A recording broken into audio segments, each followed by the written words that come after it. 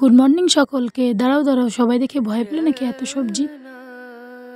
সবজির কারণ কি সেটা আগে বলি। আজ সরস্বতী পুজো, তাই এত সবজির আয়োজন। আমাদের ঘরের ঠিক পিছনে পুজোটা সেই ছোটোবেলা থেকে দেখে আসছি। যেখানেই যায় না কেন সরস্বতী পুজোর দিন কিন্তু ঠিক বাড়ি আসতেই হবে। যেখানে থাকে না কেন বাড়ি তো আসবই, আর শাড়ি তো পরতেই হবে।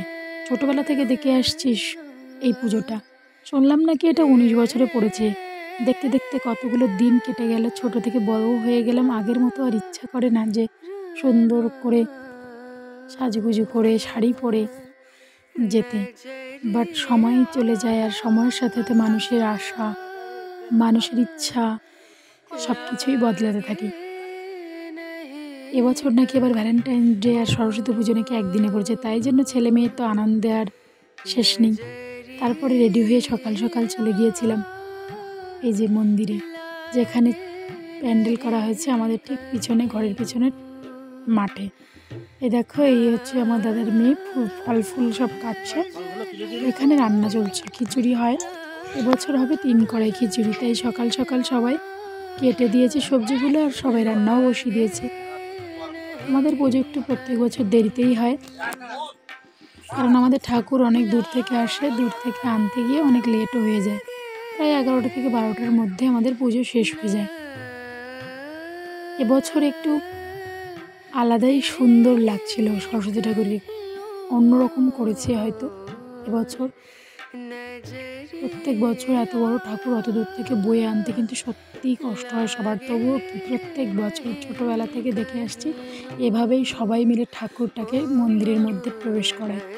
আমাদের মেন রোড থেকে মাঠের মধ্যে যেতে একটু কিন্তু অনেকটাই সময় লাগে, সেখান থেকে আনতে কিন্তু অনেকটা রিস্কের ব্যাপার, কারণ মাটির ঠাকুর কোনো কাপড় দিয়ে তৈরি হয় না ঠাকুরটা, এই জন্য কিন্তু একটু রিস্কের ব্যাপার, ভেঙে যাওয়ার ব্যাপার থাকে। এবছর কিন্তু প্যান্ডেলটা অন্য বছরের তুলনায় অনেকটাই সুন্দর হয়েছে, আমার তো খুব ভালো লেগেছে। ঠাকুরটাও খুব, সবাই বলেছে খুব সুন্দর হয়েছে। আপনারা অবশ্যই বলবেন যে ঠাকুরটা কত সুন্দর হয়েছে। না, সুন্দর হয়নি। এখানে প্রায় সব কিছু সিদ্ধ ভাজাভুজি চলছে। খিচুড়ি হবে, তার সঙ্গে বেগুনের তরকারি, চাটনি আর পাঁপড়।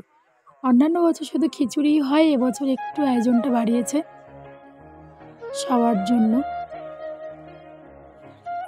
আর পুজোর খিচুড়ি প্রসাদ হলে তো আর কথাই নেই। এখানে এই যে ব্রাহ্মণ মহাশয় তিনি তো পুজো করছেন, আর আমরা অঞ্জলি দেওয়ার জন্য সবাই ওয়েট করে আছি। এই যে পাশে বসে আছে মুখে হাত দিয়ে একজন বিদ্যাসাগর।